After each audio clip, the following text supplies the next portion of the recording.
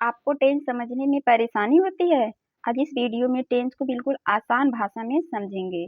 अगर आप इंग्लिश पढ़ना, लिखना और बोलना सीखना चाहते हैं तो टेंस सीखना बहुत ज़रूरी होता है, क्योंकि टेंस ही है जो पूरे इंग्लिश ग्रामर का बेस यानी कि आधार होता है।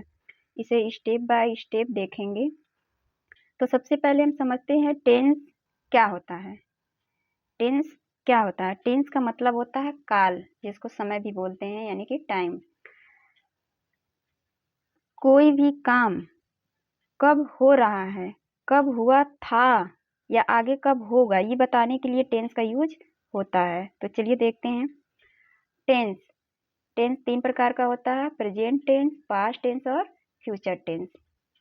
प्रेजेंट टेंस को हिंदी में बोलते हैं वर्तमान काल, पास्ट टेंस को हिंदी में बोलते हैं भूतकाल, फ्यूचर टेंस को हिंदी में बोलते हैं भविष्य काल। अब इन तीनों के 4-4 पार्ट्स होते हैं, यानी कि प्रेजेंट के 4, पास्ट के 4 और फ्यूचर के 4, यानी कि 4-4 भाग होते हैं। पहला है इंडेफिनिट और सिंपल। इंडेफिनिट को ही सिंपल बोलते हैं, यानी कि इंडेफिनिट को दूसरा नाम सिंपल है। दूसरा है कॉन्टिन्यूअस, तीसरा परफेक्ट, चौथा परफेक्ट कॉन्टिन्यूअस। पास्ट का पहला है इंडेफिनिट और सिंपल, दूसरा कॉन्टिन्यूअस, तीसरा परफेक्ट, चौथा परफेक्ट कॉन्टिन्यूअस। फ्यूचर के भी 4: पहला इंडेफिनिट और सिंपल, दूसरा कॉन्टिन्यूअस, तीसरा परफेक्ट, चौथा परफेक्ट कॉन्टिन्यूअस। तो चलिए आसान तरीके से हम ट्रिक से याद करते हैं। मान लीजिए एक फैमिली है, उस फैमिली के मुखिया हैं दादाजी यानी कि टेंस। अब इन दादाजी के 3 बेटे हुए। इन्होंने तीनों बेटों का नाम, अपने पहले बेटे का नाम रख दिया प्रेजेंट टेंस, दूसरे बेटे का नाम रख दिया पास्ट टेंस, तीसरे का रख दिया फ्यूचर टेंस। अब इन 3 बेटों के 4-4 बच्चे हुए। प्रेजेंट के भी 4, पास्ट के भी 4 और फ्यूचर के भी 4। तो नाम तो सेम रख दिया, अब अंतर कैसे पता होगा? तो इन्होंने कहा कि ये प्रेजेंट के चारों बच्चे अपने पिता का नाम यानी कि प्रेजेंट लेके साथ में चलेंगे और ये वर्तमान काल की बात करेंगे, यानी कि present indefinite tense, present continuous tense, present perfect tense, present perfect continuous tense. और ये चारों वर्तमान काल की बात करेंगे, यानी कि जो समय अभी चल रहा है। पास्ट टेंस ने कहा कि मेरे बच्चे मेरा नाम साथ में लेके चलेंगे और ये भूतकाल की बात करेंगे, यानी कि past indefinite tense, past continuous tense, past perfect tense, past perfect continuous tense. ऐसे फ्यूचर ने भी कहा कि ये लोग भी अपने साथ में मेरा नाम लेके चलेंगे, यानी कि बच्चे अपने पिता का नाम ही तो लेके साथ में चलते हैं। तो फ्यूचर ने कहा कि ये लोग भविष्य काल की बात करेंगे, यानी कि जो समय अभी आने वाला है और ये लोग अपने साथ मेरा नाम लेके चलेंगे। Future indefinite tense, future continuous tense, future perfect tense, future perfect continuous tense.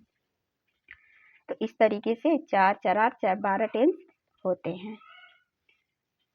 चलिए आगे देखते हैं टाइप ऑफ सेंटेंस। टेंस के अंदर हम लोग 4 प्रकार के सेंटेंस पढ़ते हैं, यानी कि सेंटेंस 4 प्रकार का बनाना हम लोग सीखते हैं। पहला है अफर्मेटिव।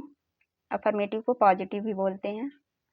इसमें सकारात्मक बात होती है, यानी कि कोई भी बात नॉर्मली बात कही जाती है। दूसरा है निगेटिव, इसमें नकारात्मक बात कही जाती है, यानी कि नॉट का यूज होता है। तीसरा है इंट्रोगेटिव, इसमें प्रश्न किया जाता है, प्रश्नवाचक होता है। चौथा है प्रश्नवाचक नकारात्मक। तो सबसे पहले हम देखेंगे प्रेजेंट इंडेफिनिट के अंदर जो होता है अफर्मेटिव सेंटेंस। इसकी पहचान क्या होती है?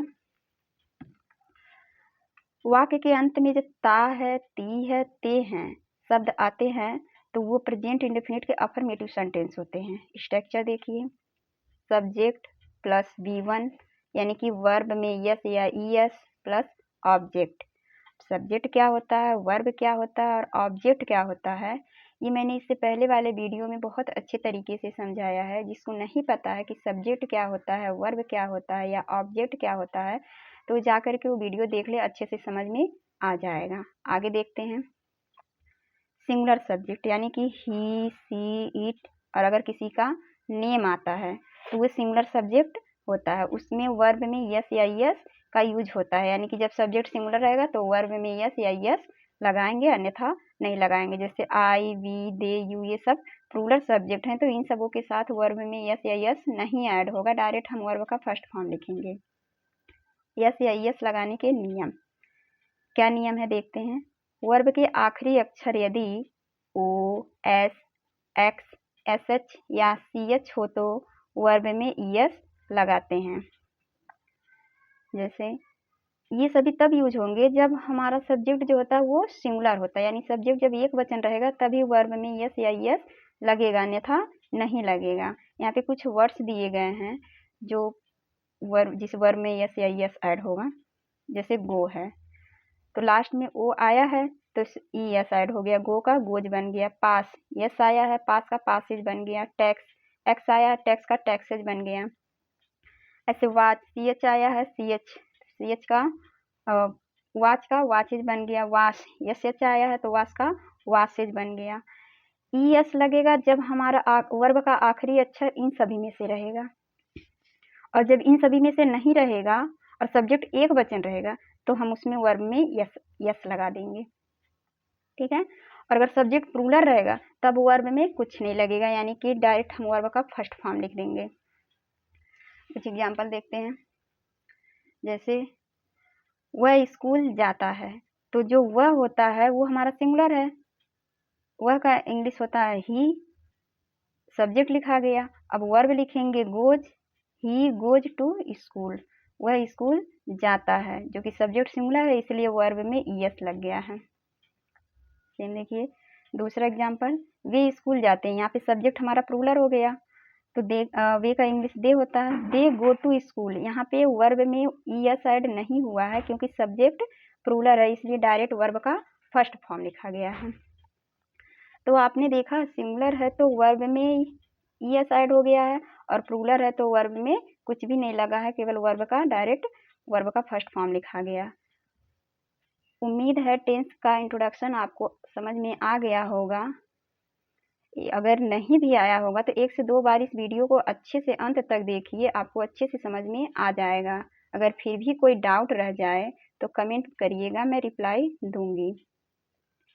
अगर वीडियो पसंद आया है तो वीडियो को लाइक और चैनल को सब्सक्राइब जरूर करें। मिलते हैं अगली वीडियो में, तब तक हमारे साथ जुड़े रहिए। Thanks for watching.